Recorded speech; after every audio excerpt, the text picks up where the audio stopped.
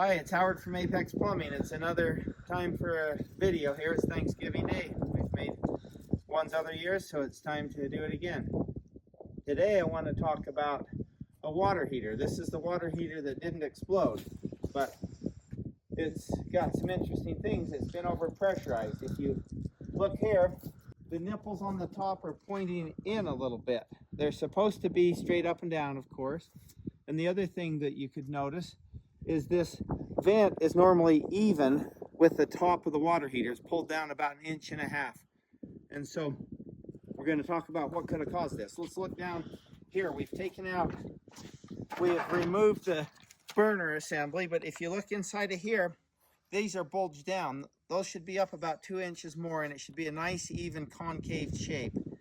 And so because of that bulge down, if you were to try to run this water heater, the flame would have a really hard time. It would not burn properly, it would dance around, and it would maybe go out on you. What we're going to do is we're going to cut this open. Seth's job, Seth, come over here so they can see you. He's going to take our cutter and he's going to cut it open, and we're going to talk about it. I want to talk about how these water heaters become overpressurized. That's what happens. They don't necessarily explode. I suppose they could, but we can talk about that a little bit later. It all starts out here at the water meter. Here's a water meter. Many cities have replaced the old style water meters with ones with a double check valve. A check valve means that the water can't flow back. In no case does the city ever want any of our water, once they sold it to us, to come backwards from the house into them in case it's contaminated. The water comes in from the street and it comes through the pressure regulator. The purpose of the pressure regulator is to make sure that your house doesn't get too much pressure. They come factory set about 50 psi, 80 psi. Anything over that, the code requires that you regulate the pressure. This is a 2-gallon thermal expansion tank, and its purpose is when the water heater heats up, as the water expands, it needs somewhere to go since it can't go back into the street. It goes in there. There's a big bladder in there that has pressure, air pressure on one side and water pressure on the other side, and when the water expands, it pushes that air bladder and it expands it and it absorbs water for a while till you open a valve. On the side of the water heater is called a TMP, or a temperature and pressure safety valve. And if the water gets over 150 psi, it will let water out, or it can if it gets too high of temperature. So imagine this scenario. You've used up all the hot water in your house and the water heater is full of cold water from the street, and it starts to heat up. As it heats up, it expands. Well, the water coming in from the street has come through that water meter that has a check valve. It can't go backwards. The water is expanding. This pressure regulator has failed, and so it's letting the full water pressure from the street, let's just say 140 pounds of pressure, come through here. So now this expansion tank has no more area or room for the water to expand.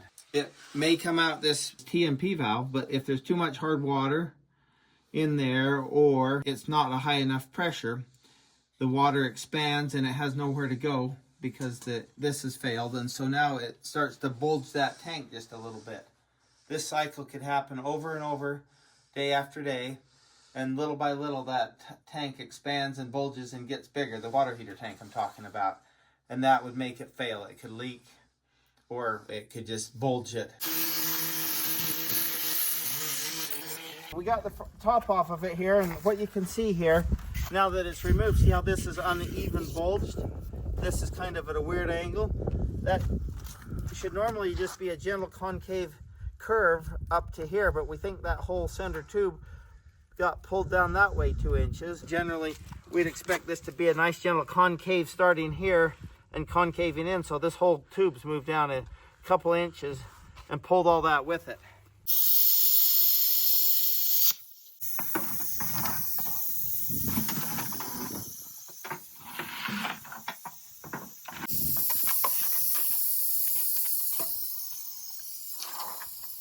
So you can kind of see here, this looks like it's the natural curve of it, and we'd expect that to go up probably up to here, like I said, another 1.5 inches. This is down, because we would expect the natural curve of that to come right up probably to like there. You can also see here what happened with the anode rod, it kind of bulged it and pushed it right against the side of it. And just for reference, we've talked about this before, but you can see that inside of here there's some hard water buildup, not a ton. It wouldn't fill up a half of a 5-gallon bucket. So sometimes people talk about their water heaters are full of hard water. Not too likely. Okay, so just to wrap up here, what we're saying is this one bulged. There's some brands that are more likely of water heaters to bulge than other brands, but what you can expect is if your water meter has a double check valve, which most of them do these days, and inside of your house the thermal expansion tank fails, then you can see this sometimes. And one of the big symptoms of this, as I mentioned before, is the flame won't stay lit. Sometimes it causes it to leak and you have to replace the whole water heater. Of course, there's no way to repair it.